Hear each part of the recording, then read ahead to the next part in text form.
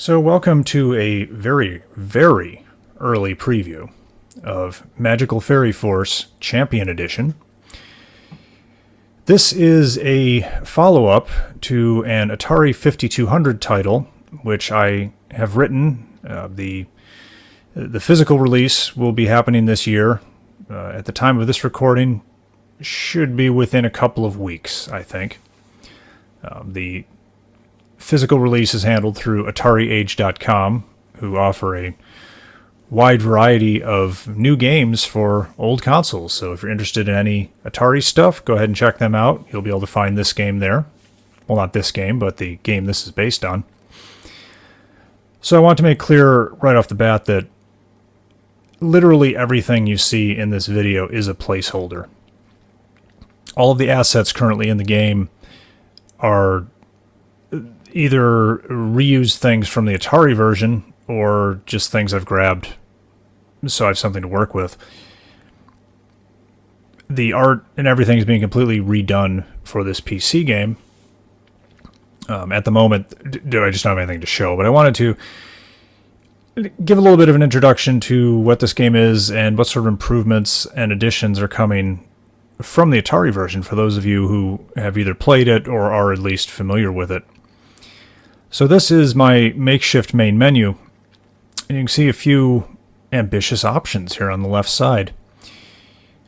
Now, the Atari version only had really two ways to play. There was a single-player arcade mode and a two-player versus mode, whereas this PC version is going well beyond that. And you can see on the menu we do have those two options, but there's also a four-player version. This is a 2-on-2, and I'm hoping this is going to be a lot of fun. Tournament mode I haven't started working on yet. This is based very much on the kind of stuff that was present in an old favorite of mine, and that's Eternal Champions. Not the Genesis version, which really wasn't that great, but the Sega CD version, which was, in my opinion, a fantastic game. And that game had a variety of tournament modes, some that were just incredibly bizarre, some that were more traditional, like your single, double elimination type tournaments. And I loved that about that game, and it's something that I wish more games did. I mean, like fighting games now these days, they just don't do anything like that. So I decided, we're going to throw that in here. I'm going to have all these tournaments. In fact, I may even take inspiration for several of them from those Eternal Champions tournaments. I'll have to go look that game up and refresh my memory on the sort of tournaments that were in that. But that's a big thing we're going to do. Color edit mode is something I've been wanting to do from the very beginning of this project. I'm a big fighting game fan, and there was a period of time where, and some still do, where a lot of fighting games would offer this mode, where you could take your characters, go in, change your outfits, change your colors, stuff like that. So this is at a very early prototype stage, but the basic code involved in the color edit process is there, so I'm hoping this is going to turn out pretty good. And there's going to be a gallery with just a lot of interesting things like character biographies. I'll probably include a lot of information about the Atari version for those who are curious about it, so you can see what it looked like. I do plan a replay system. I've done this before on earlier game projects, so I have some experience with properly setting this up, although I haven't started implementing that yet. Records. I love statistics, and I love fighting games that keep statistics. And this is not a fighting game, but it's the same, sort of competitive game. So here you will find things like most popular characters, win-loss records, probably broken down by character. I plan to go crazy with this just because I love statistics so much. And, of course, how to play will be a general introduction of the game and the game's credits. And you can quit. So what I'm going to show now is just some of the stuff that is done and give you some indication of some of the future plans. And I want to stress again, everything you see in this video is a placeholder. So if we go here into arcade mode, you can see the current character selection screen. And as you can see, I will eventually have a cool map. This is something I'm going to be very, very careful with because I've created this sort of little game universe here with this handful of characters, and I would really like to pursue it into other games. So the map that I lay out for this game is going to be canonical. It will be the map So I'm going to be very careful in designing it. And this select screen is very much inspired by the sort of select screens that you saw in Street Fighter 2. I've copied the Super Street Fighter 2 grid layout, and those games had a world map, and each character was from a specific country, and it would be indicated on the map, and there was a little airplane that flew between the countries as you traveled the world to fight your opponents. And I want something like that, so eventually that map will be there, and it will have some interesting stuff on it, I'm sure. On the bottom we have currently 8 characters. These are the 8 characters from the Atari version. And as you can see, there's a whole lot of question blocks around there. Those are spots for new characters. Right now I'm planning to do 8 additional characters. We'll see how well that actually shakes out. I've got ideas for, maybe 6 or 7, but they're still rough ideas at this point. The character art on the left side and in the boxes itself is the character art that was done for the Atari version, for the manual and promotion, various things like that. Although portions of it were copied and scaled down for use in the Atari game itself. But we have these 8 characters, and if you've seen the Atari game, you will recognize all 8 of these. And this art will change. Again, we're doing a complete character redesign. So a lot of this stuff, is going to look similar, but just a bit different. Some costume changes and things like that. And big question mark because I haven't done that character yet. Now, the first major gameplay change that is coming with respect to the Atari version is in the special moves. In the Atari version, each character had a single special attack that they could throw at their opponents. And one thing that this game is going to do is it's going to have 3 special attacks for each character. And I haven't designed them all yet, which is why this little menu in the lower left here has 2 empty entries. But what I'm doing here is taking what Street Fighter 3 did, which is one of my favorite parts of that game. And I was so disappointed that this was lost. At least, no, it kind of came back a little bit, but they never did it as well as Street Fighter 3 did. Was that in Street Fighter 3, each character had 3 super moves, or super arts, I believe they were called in that game. But you only got 1. So you'd pick your character, you'd pick your super art, and then you'd go into the fight. And depending on the super that you chose, you would have to play a character differently. And depending on the super your opponent had, you would have to respond to that character differently. And it created a lot of great variety. And I want that sort of thing for this game as well. So at the moment, the characters all have their attacks from the Atari game. I've gone through and filled in some names for some of them, for some possible future attacks like here. But none of them have actually been implemented at this point. But eventually they will be.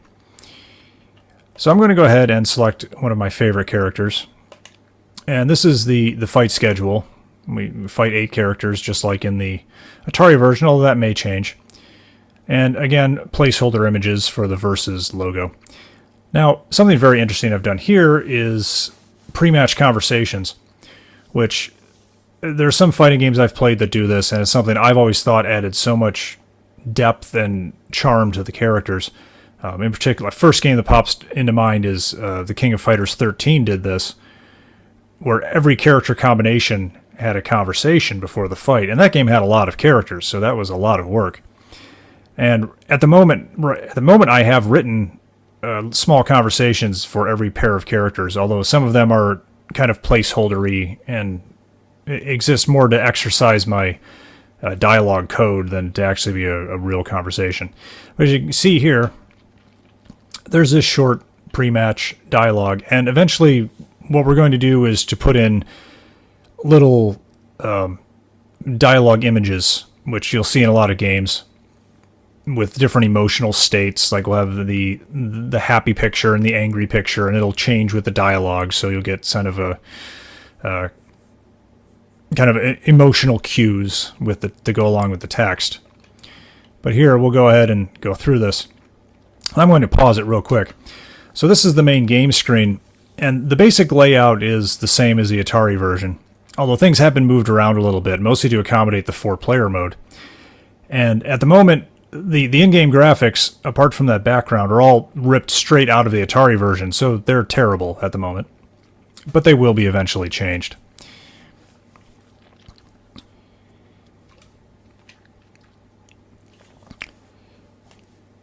The background I grabbed from some game or another just to have a background there. It loops. It's again just a placeholder.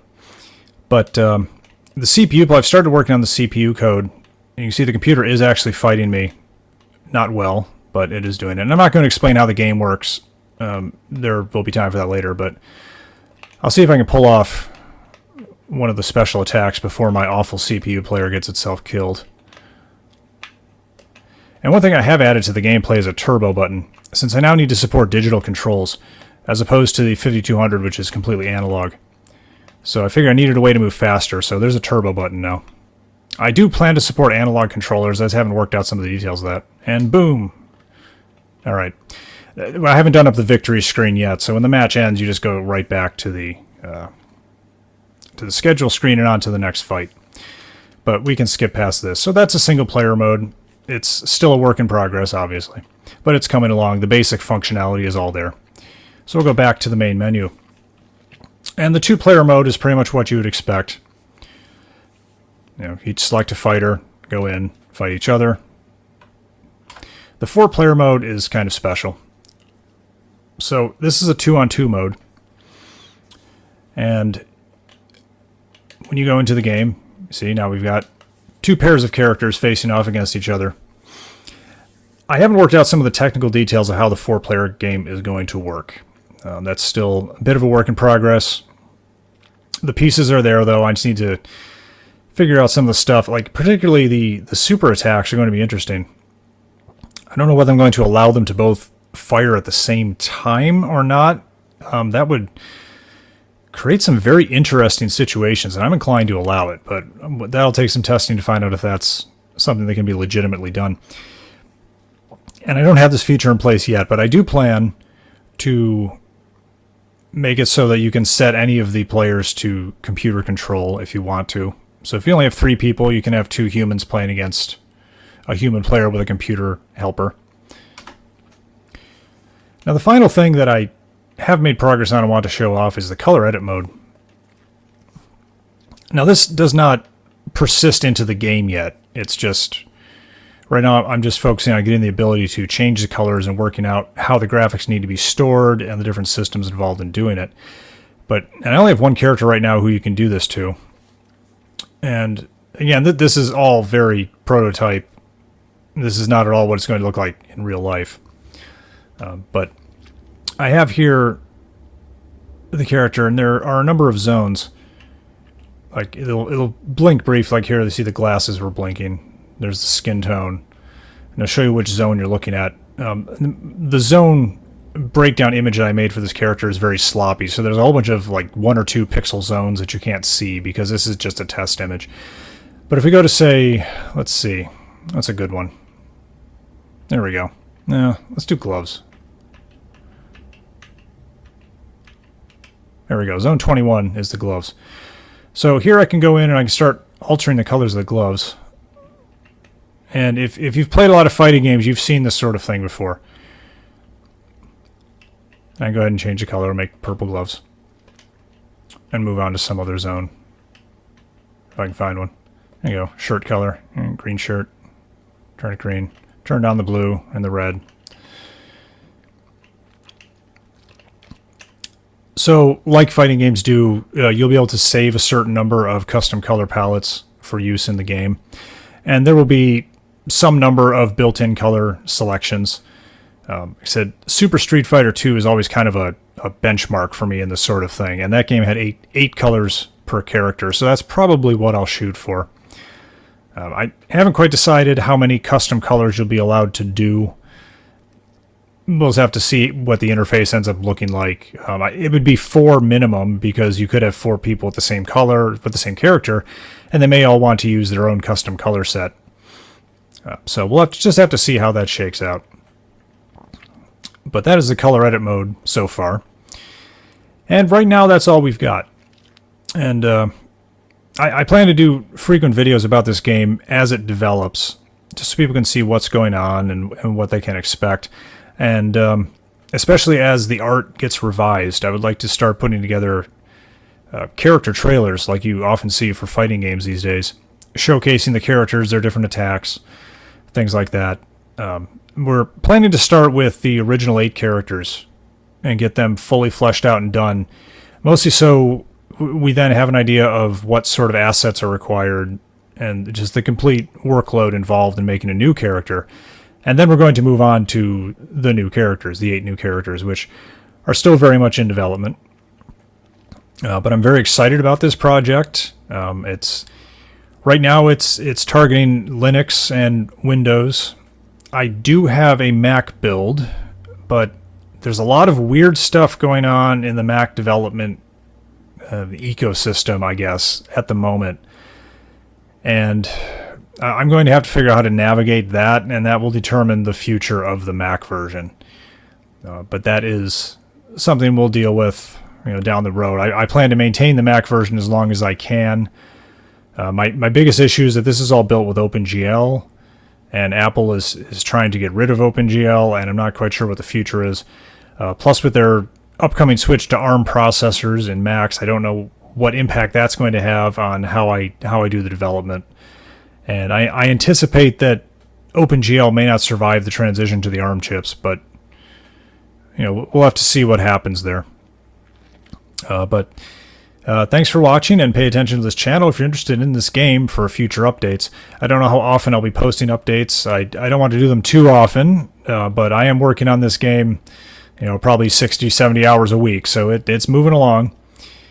And we'll definitely keep anyone who's interested informed of what's going on, and hopefully we'll probably have a release. I would expect sometime next year. I don't think it's realistic to say it'll be done by the end of this year, although that would be nice. But just as a ballpark, I mean, if I can keep going through the stuff I'm doing and get all the art and eventual music assets in place, I think that an early 2021 release is entirely realistic at this point. But we'll just have to see. So thanks for watching, and stay tuned for future updates.